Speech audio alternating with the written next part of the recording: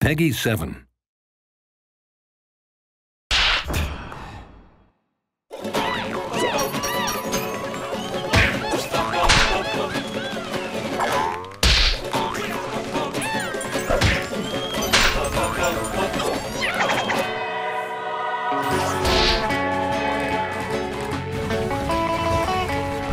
Rayman is Ubisoft. It's the first character that Ubisoft has totally created.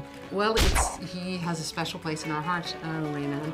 He has, I think, despite having no arms and legs, has carried Ubisoft to soaring heights since his inception in 1995. Rayman has been for me a huge boost because it showed me that creativity and freshness were really well received in the industry. Rayman Origins really came from Michel, who wanted to change the paradigm. He wanted to recreate something with a small team. It's incredibly exciting now to go back to the roots of 2D originality and pure fun. My feeling about the Rayman series is that every Rayman game must be a surprise. Just because the first one was a surprise. It was a time of 3D and it was a 2D game, but visually it was very different than the other games, and there was a lot of talented artists that worked into that game. The main inspiration, of course, is to be true to Rayman's world. It's a bit poetic and at the same time it's very funny. So we really try to keep on focusing on those two main things. Michel and I spoke specifically about, again, the characters we wanted to bring back from the universe and how to give a more coherent, how to create a more coherent universe so that anyone who's never played a Rayman before can explore the universe for the first time and not be lost. It's an incredibly immersive 2D platformer. That Rayman's game is really huge. You've got more than 60 levels. Michel, il avait une idée un peu rigolote, originale, et puis on se rassemblait avec les artistes, et puis voilà, tout le monde faisait ses petits combats, on sélectionnait les meilleurs, on partait sur des pistes plus approfondies, les concept artistes faisaient les décors. On a envie de retourner aux sources, on a envie de retrouver tous les plaisirs qu'on avait sur le premier Rayman par exemple, les plaisirs d'un platformer, mais avec toute cette beauté et toute cette richesse graphique. On a le monde de la forêt qui est très bucolique, avec plusieurs variations, de nuit, de jour, dans les souterrains, les cavernes, des grottes.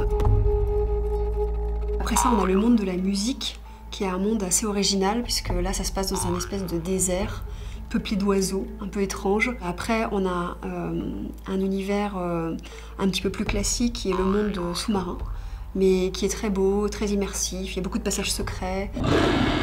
Après ça, on a le monde qui plaît le plus vraiment à une grande partie de l'équipe en interne déjà. Ce qui est pas mal, c'est le monde de la nourriture. Donc là, on s'est basé sur un monde qui avait le même thème dans Rayman 1, mais on a voulu vraiment lui donner une petite sauce 2011. Super épicé, côté un peu fiesta, t'as des petits pop-corn, des petites saucisses. Des petits dragons qui arrivent et qui nous servent des cocktails. On se fait attaquer par des fourchettes, des couteaux, un tube de harissa, des choses comme ça. C'est l'enfer.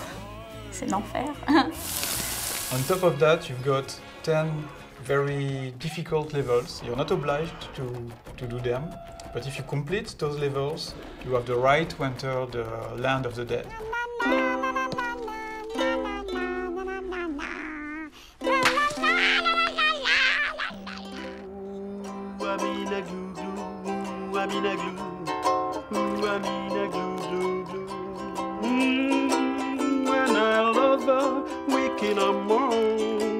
When I love her, the waking amor, when girl, you when I'm on. Une partie de la musique est enregistrée chez moi. Comme ça, je peux maîtriser, je peux me coucher à 5 h du matin si je veux, je peux faire tout le foutoir que je veux. On va aller remonter un peu. Ok. Ça me semble pas mal l'équilibre là. Hein? Mais l'orchestre symphonique ne rentre pas chez moi. Ça ne rentre pas. Donc là, je suis allé à Paris, enregistrer avec le Star Pop Orchestra dans un studio qui s'appelle Davout.